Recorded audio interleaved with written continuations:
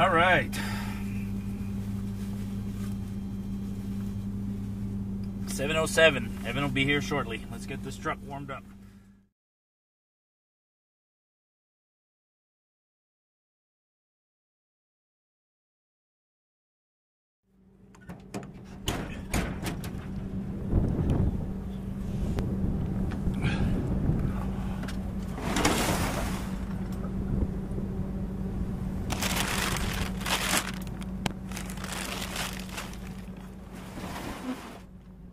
I always double check. I mean, why would I have taken stuff out of the, you start to doubt yourself. I thought maybe I took my shovel out, but why would I have taken the shovel out? So it's still in the pack, ready to go.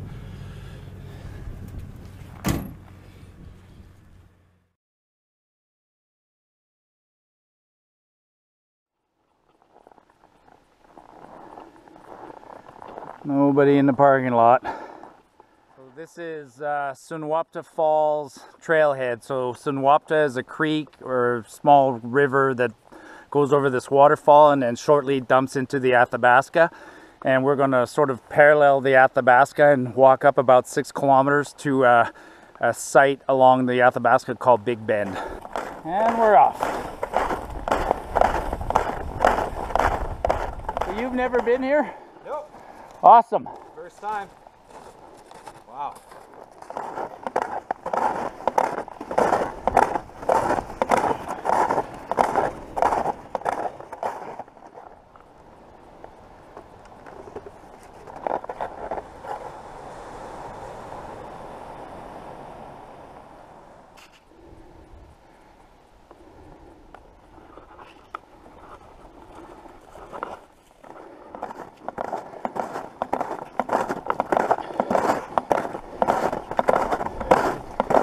Well, lots of people have been on this trail. Looks like mostly snowshoes.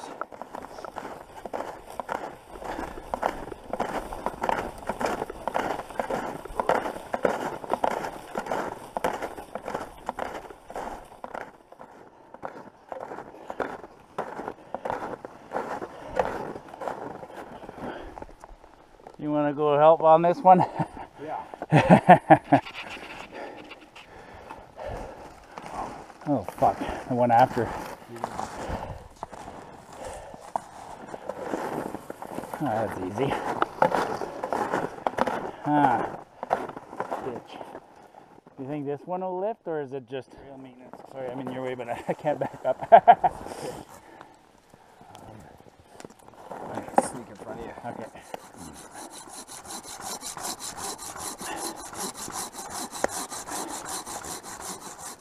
Not every day you see somebody carrying a baguette and a bottle of wine in the winter on the outside of their pack, Mr. Robertson. Chef Evan Robertson.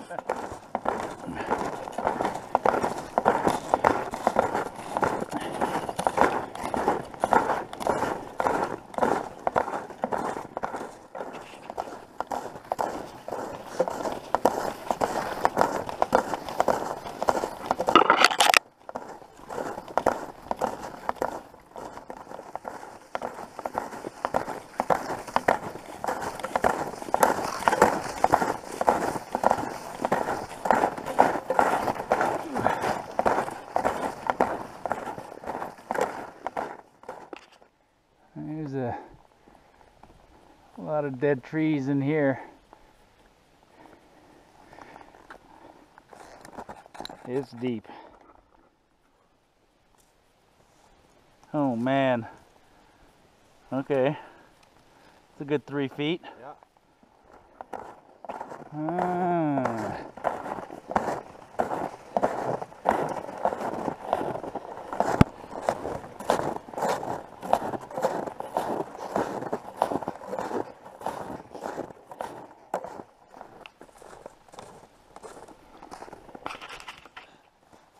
Ah, 1 hour.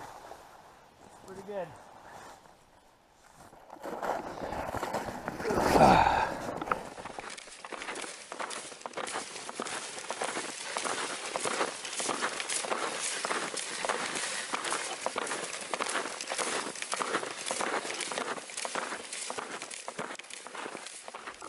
Well, it's been a relatively easy trail because like I said, it's almost downhill all the way to the campground, 6K. There's some good steep downhill parts, and the pulk is just pushing me. The bad part is I'm dreading all of this climb tomorrow. I'd rather climb today. Mind you, tomorrow when I get going, I'll have my snow legs and won't be so bad. And I'll be about 3 pounds lighter.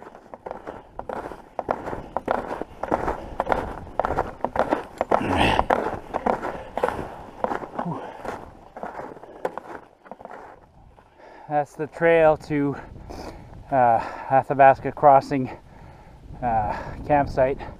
Our campsite's on that point right there. That was pretty good, eh? That's great. Just quick and easy. Yeah, it gives us lots of time to set up camp.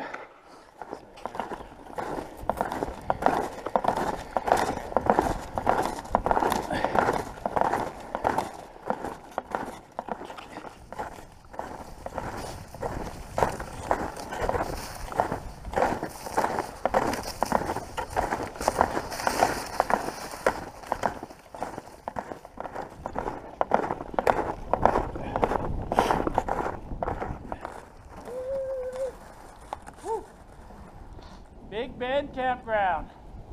A little bit of firewood, cool.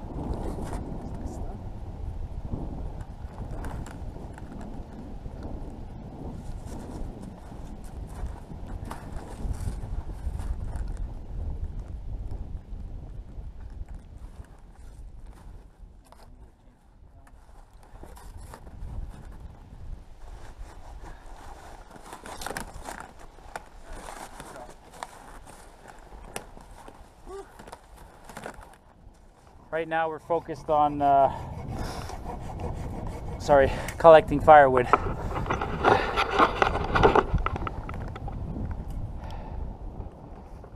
Doesn't take long once you have a toboggan. So I go and get some firewood, and I come back and what have you done, Marty?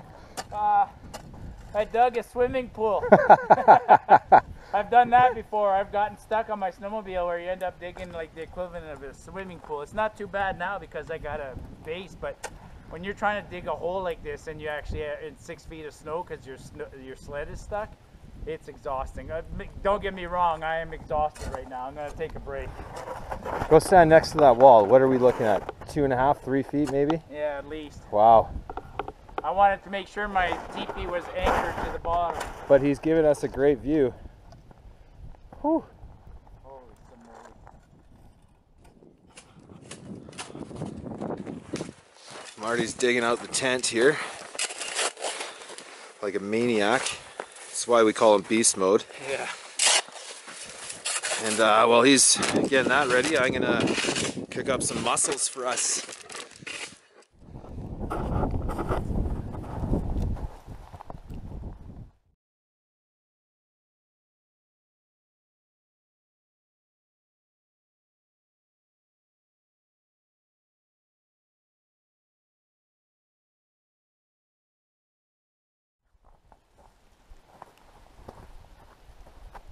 That was a lot of work, and the door is not where I wanted it, but no big deal. And while I was setting up the tent, Evan made us, believe it or not, how hot's that lid? Evan made mussels. Oh my lord, how cool is that? Wow. Mussels and prawns. And baguette. Stay on your side. See? Oh yeah. Just eat right out of there.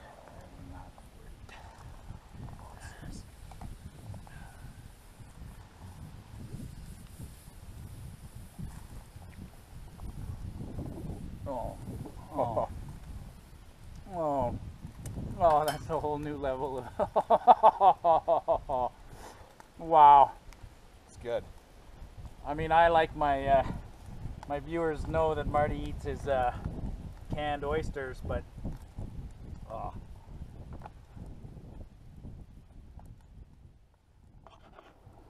That's how you get all the good stuff out of it.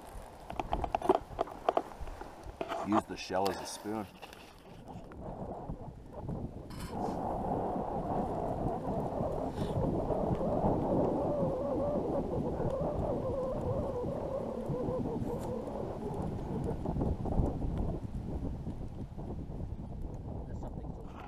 Yeehaw!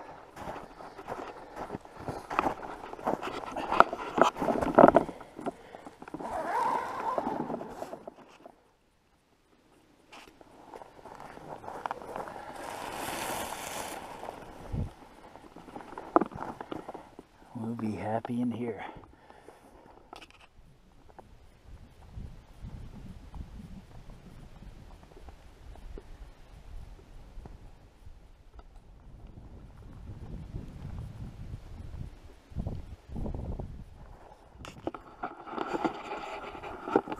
Last time I was here, Laura and I floated down the Athabasca.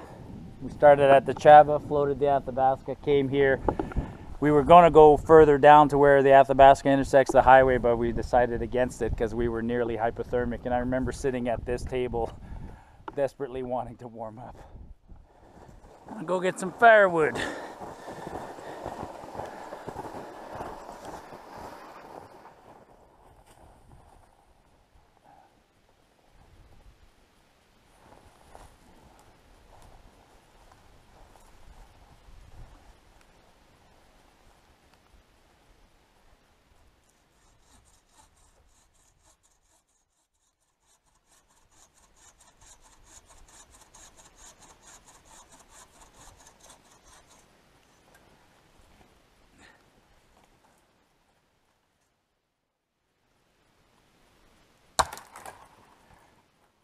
Sled in the camera.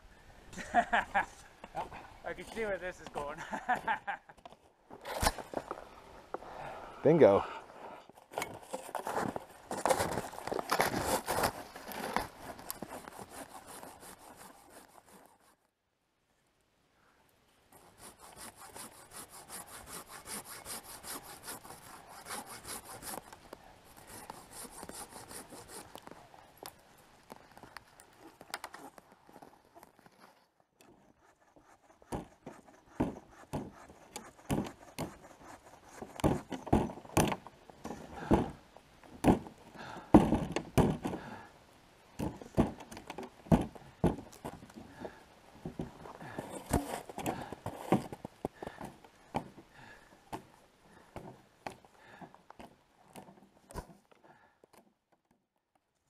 Holy, look at how deep the snow is.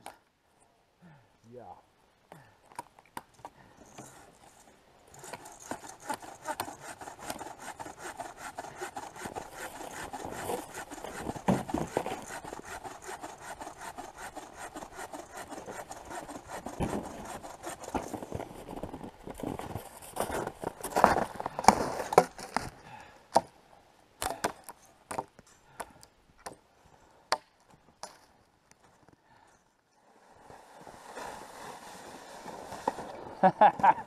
Oh, fuck.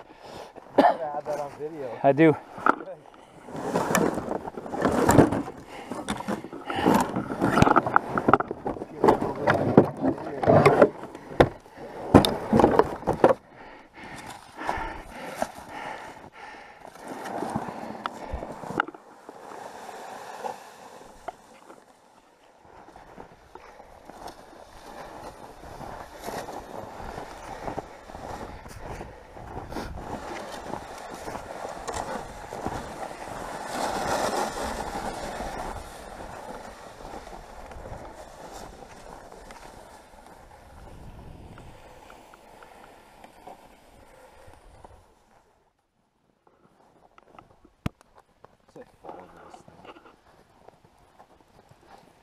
Evan's making a bannock pizza, so it's a really cool idea. Nice variation.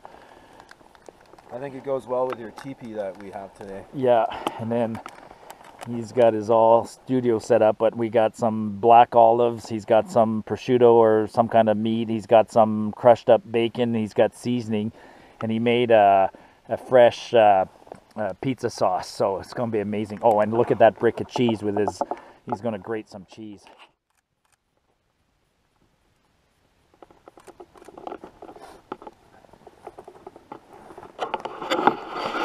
this, folks. I'm spoiled.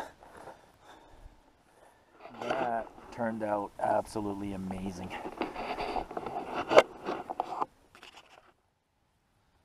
Oh, we made pizza, Marty. You made pizza. You melted butter. Come on. You really helped. Without you, this shit would be stuck on there right now. Alright, Chef Evans. Ooh, that's hot. Dough's cooked all the way through. Everything's melted. Damn.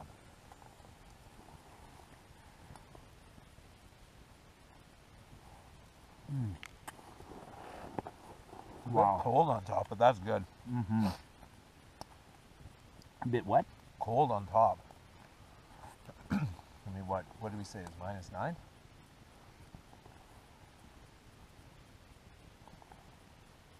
Oh, yeah. Classic Bannock, very dry. That pizza sauce. What are you calling this? A meat lovers? Meat lovers, Yeah. yeah. No. If you put this on your menu, it's a Wolverine. The Wolverine, It's a that's Wolverine. great. I'll cheers to that. Oh, wow.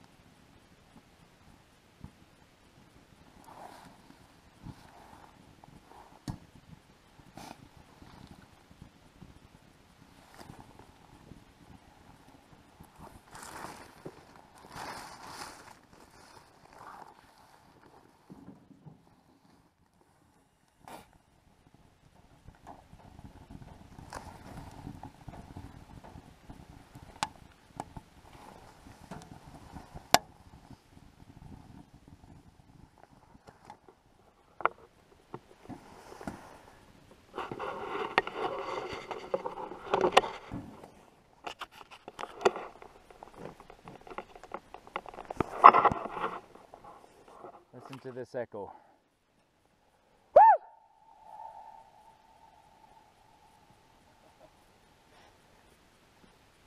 Hey!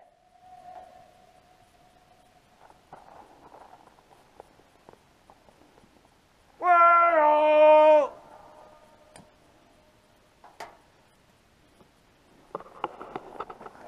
That'll take the chill out of this tent. Wow.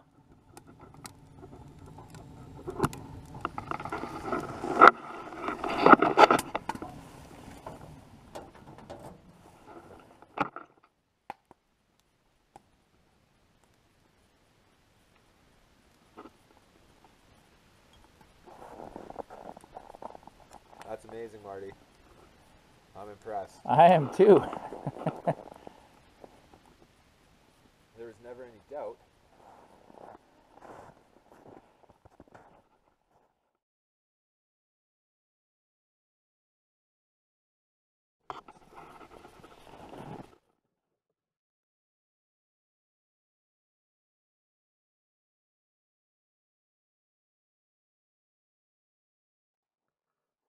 Left my pack out. Snow, but no big deal.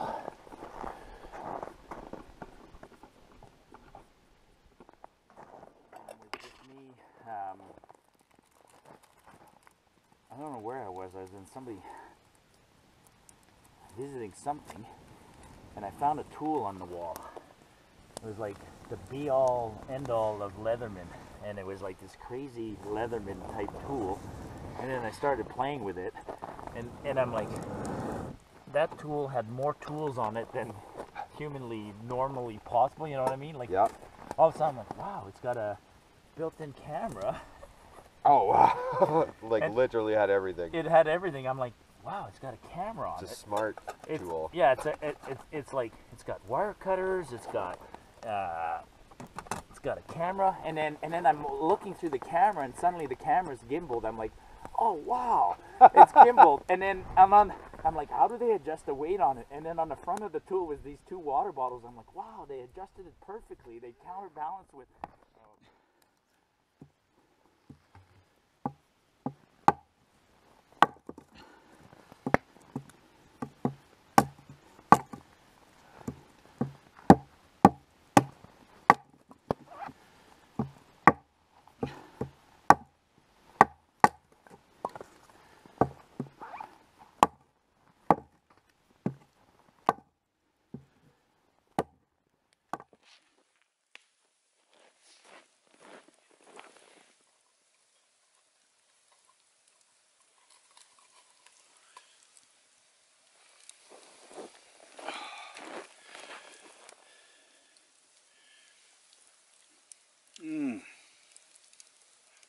Nothing like something warm.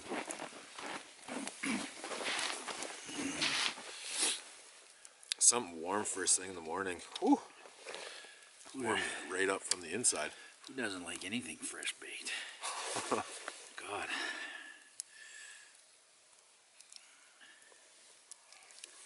Oh. Yeah.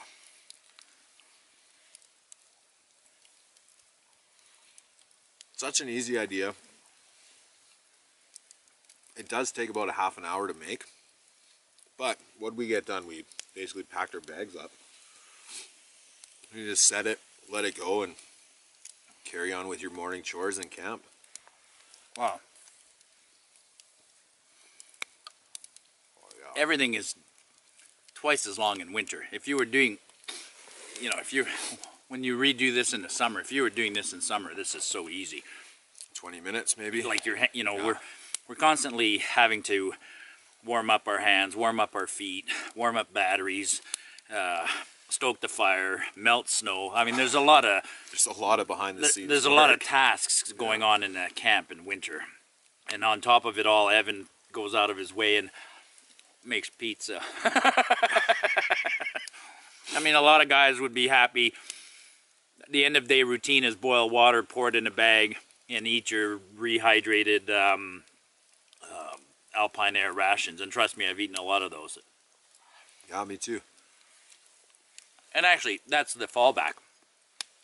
No matter what, when you're coming out here, you know, take a little stuff one Alpine Air or whatever your favorite brand is. Always a good idea. Throw one in the bottom of your pack and leave it there, and a cup of soup and a few things like that. I mean, if you show up in camp at the end of the day and you're completely tired and it's miserably cold, you boil water, you eat. I find that if I boil water and just have a cup of soup, then I'm good. Then after that, I've finished a routine and then have the big meal. Yeah. You got to get that energy. You got to warm up. Yeah. On the inside.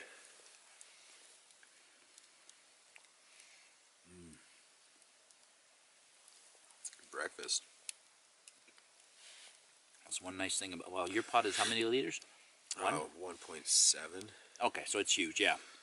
Almost. Because I found that if you fill that up with snow and it melts, you got 2 cups of water in there after it melts. You don't have to go back and keep filling it like the little pots. Keep going, yeah. I mean, I gotta have one more coffee. I'm not fucking... Oh, I'm gonna have another coffee.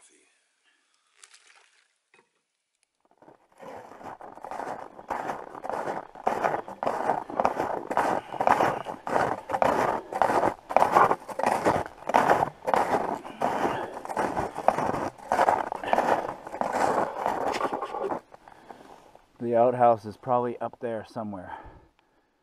Ouch.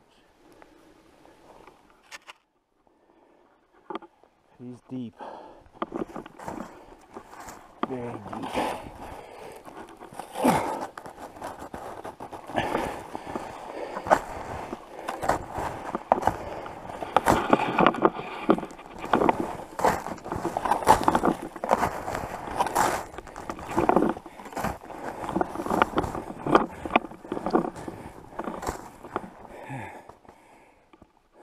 Insanely deep.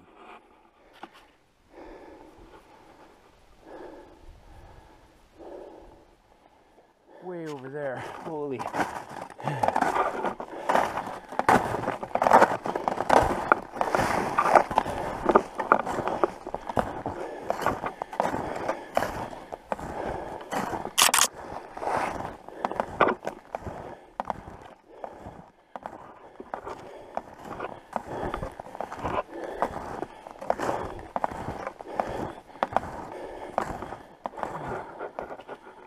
No thanks.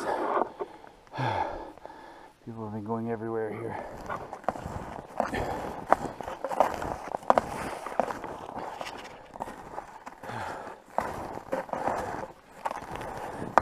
Holy, as soon as you step off the trail, you sink.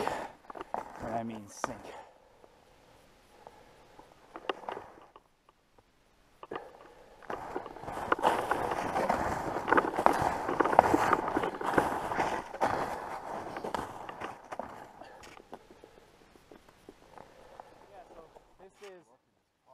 This is Big Bend. So we're on the shores of the Athabasca River. Over there in that V is Fortress Lake. And actually just beyond the tree line is British Columbia. The Athabasca River takes a sharp bend and goes in front of that peak. That valley over there is the Chaba. So the Chaba starts at the glacier, comes, connects with the Athabasca, and then this is named the Athabasca. Now the Athabasca is a major Alberta watershed. You know, the river goes over Athabasca Falls through the town of Jasper, heads north towards Hinton, and then heads up to towards the town of Athabasca, which is about an hour north of Edmonton. In the original Klondike days, Athabasca, the town, had been suggested as the capital of Alberta. Then it heads north and it goes through the Grand Rapids. I could talk about the Grand Rapids. They're a fascinating place. I have a video of a helicopter flight over the Grand Rapids that I did when I worked for Laricina. Maybe I'll cut it and just show the Grand Rapids. And then heads past Fort McMurray, heads way up north, dumps into Great Slave, or the Lake Athabasca, and then heads up to the Arctic. So it's an important watershed.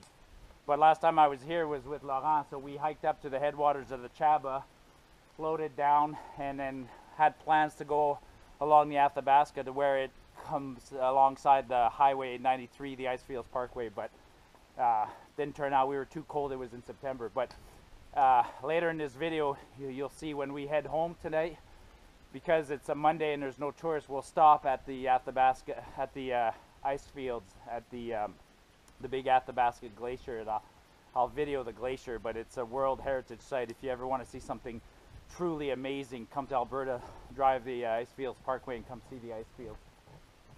Gorgeous day. Still a little bit cold. Once the sun comes up, it'll be a morale boost and it'll warm us up. Right now my feet are freezing cold, and the reason I'm wearing snowshoes, as you saw, I just had to hike up to the privy, and that was a challenge.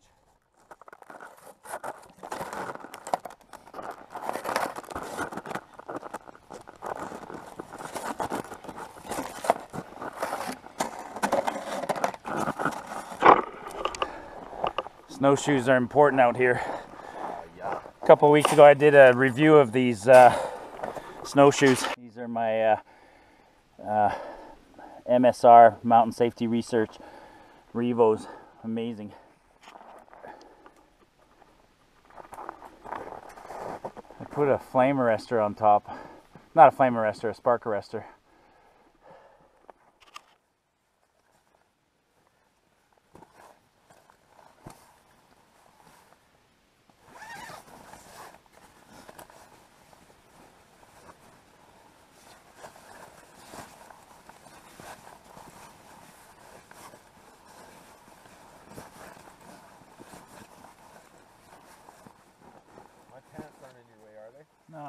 Muffins in the way.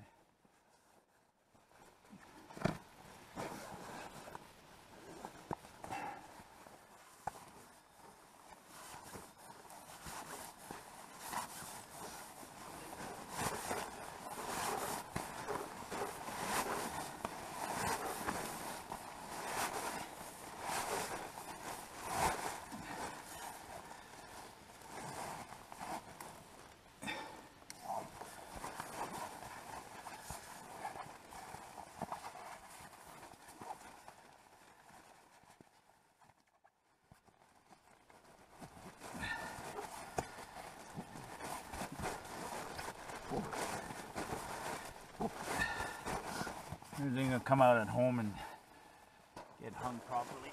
Oh, that's glorious. In an effort to shave 6 grams, I drilled out my pot holder. That's amazing, Marty. Take out somebody's cans that they left behind, and then we're going to be nice and leave some firewoods. People do a day hike here. It's quite common, looks like. I mean, we were following tracks, so I think it's 6 kilometers. People do a snowshoe trip up here and then come have a small fire maybe and hot chocolate, whatever, and then go back. So we thought we'd be nice and, you know, always try to leave it better than you found it. But this will confuse people. They're going to come here and go, what happened here? We're doing the math last night. I figured I shoveled about 10 feet by 10 feet by a foot high, so 100 cubic feet of snow, maybe 150 cubic feet of snow. Divide by 10 would be 15 cubic feet of water, which is about 900 pounds. So I shoveled about 900 pounds of snow yesterday to set up my teepee.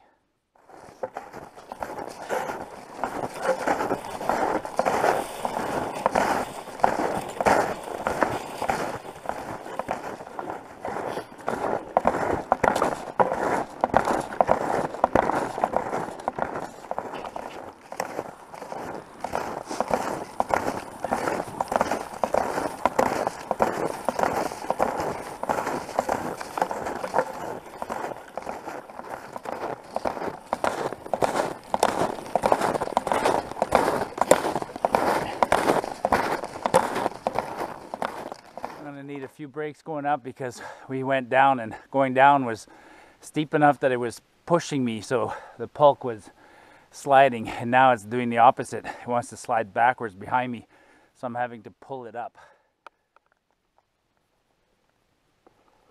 How do you feel, Chef? Good. What we got?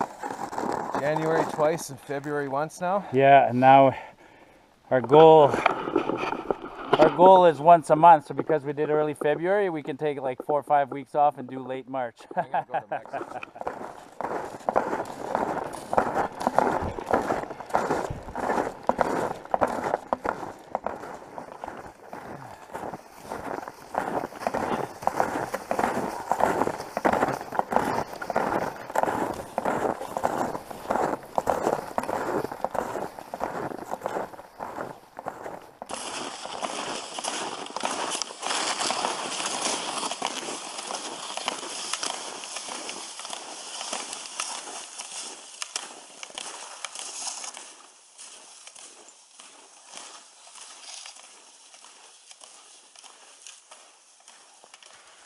Nice moose print right there. Circle it again, Marty. Right there. Whew. He's been, well, you can tell, we passed here yesterday, and look at this, it's all trampled. Like, we would have left my pulk track and a few other, yeah. That's awesome. He's gonna make himself a batch of crab dinner. Yep.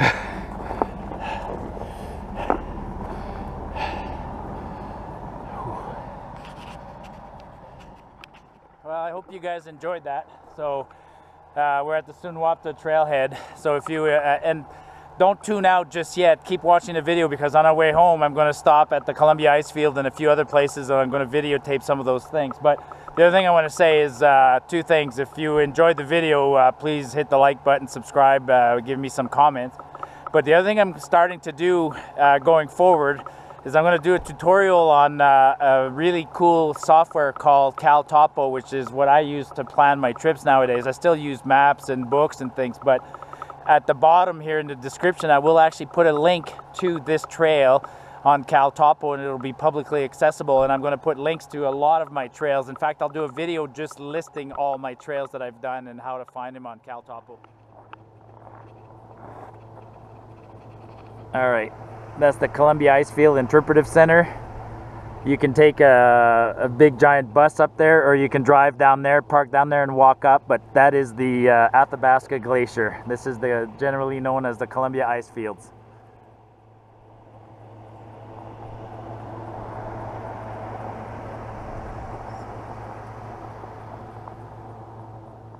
This is about 300 kilometers from my house, so this is the Icefields Parkway between Lake Louise and Jasper, and we were about 30 kilometers south of Jasper. Got a treat for you guys. Check this out.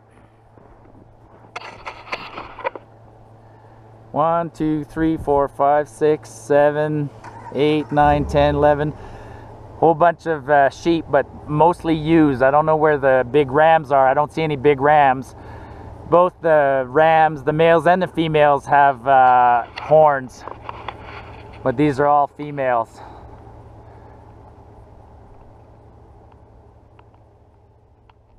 Look at the height of the snowbanks here. Like, I'm not gonna stop because this is an avalanche slope.